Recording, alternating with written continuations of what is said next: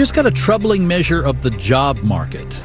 Marketplace Morning Report is supported by Bitwarden Password Manager, designed to offer secure password management at this summer's events and festivals from any seat, section, or sideline. Available at bitwarden.com.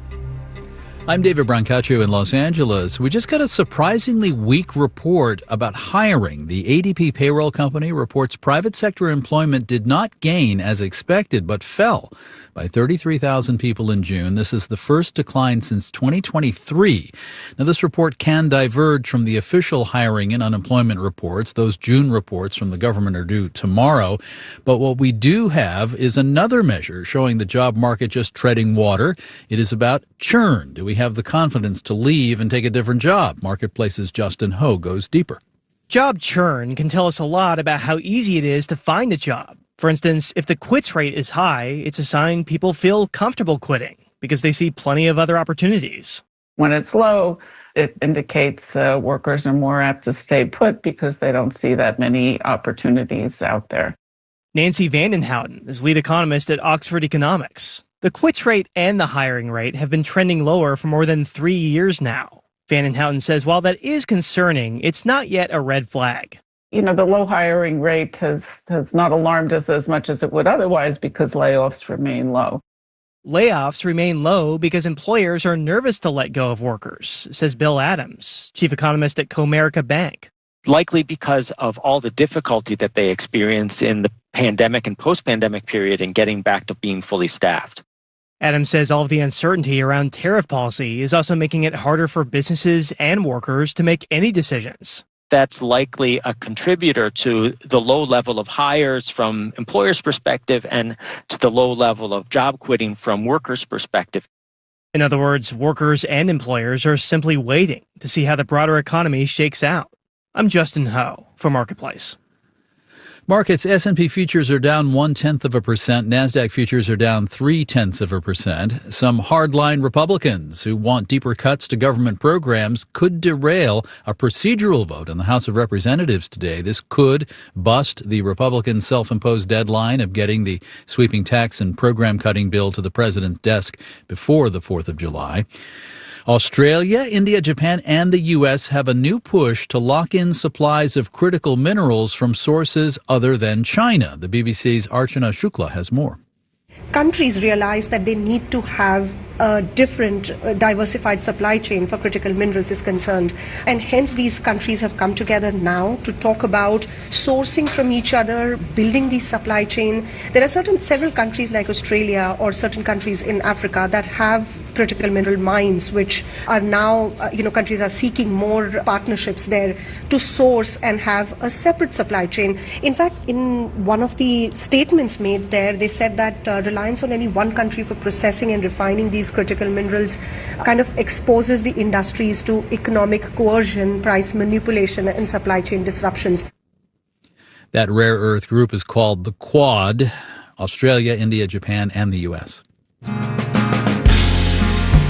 Marketplace Morning Report is supported by Progressive Insurance. Customers can simplify their insurance needs and protect what's important by bundling home and auto.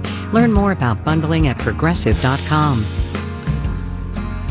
It's been less than a month since President Trump took control of California's National Guard and later ordered active-duty Marines to police parts of Southern California, and the U.S. bombing of nuclear facilities in Iran is also a reminder to military families that deployments come with little notice. Marketplace's Nancy Marshall-Genzer reports. Megan Byram's spouse just deployed on Memorial Day. He's a maintenance officer in the Air Force, now in South Korea. He will be gone for a full year. Byram says the Air Force pays her husband's rent, but he has to buy new bedding and kitchen stuff and a car to get around. Anytime we deploy or we move, we need to set aside $3,000 to $5,000. The couple has 3 sons, aged 8, 10, and 13. Childcare costs for the younger ones are going up. Byram's paying her 13-year-old to watch his little brothers. He can make a good $80 to $100 a week. Byram says her husband will get about $300 a month in extra pay during his deployment. The military offers different kinds of incentive pay, like for dangerous assignments. Service members may also qualify for a family separation allowance. The Defense Department puts some effort into helping families prepare. They have to make plans for childcare and managing household expenses. Raleigh Smith Duttweiler remembers getting ready with her spouse for his last deployment about 6 years ago. Make sure your wills are in check. Make sure that the bank knows that this guy is gone and can't repossess the car. But all that financial planning isn't going to do much for Kayla, another military spouse. She asked us to use just her first name because she's worried about repercussions in her work with military spouses. Her husband's aircraft carrier group left port late last month, bound for the Mediterranean. The deployment was planned before the U.S. attacked Iran, but its commander told reporters it's mobile and maneuverable, and he told families to prepare for a deployment of up to 9 months. But we just don't know. Are they going with their original plan that they might have had before everything started happening in the world? Kayla says the uncertainty around this deployment makes it hard to plan financially. They have 2 sons under 5. She expects to spend an extra $200 a month on babysitting or more. It's just hard to know for sure what a deployment is going to cost. Every spouse knows that when there's a deployment, Murphy's Law comes into full effect. You don't know what those expenses look like. Every single military spouse I spoke to for this story made one point. Our families signed up for this. Our spouses weren't drafted. Here's Raleigh Smith Duttweiler. We did sign up knowing that things would be hard. We just don't usually expect them to be as hard as they are. Duttweiler says military families are working families, trying to make ends meet just like everybody else. I'm Nancy Marshall-Genzer for Marketplace. And holders of stocks in big banks had a bountiful Tuesday with the news that those extra payouts known as dividends would go up handsomely. Goldman Sachs dividends are up 33%. Bank of America up 8%. Citibank and JP Morgan Chase both up 7%.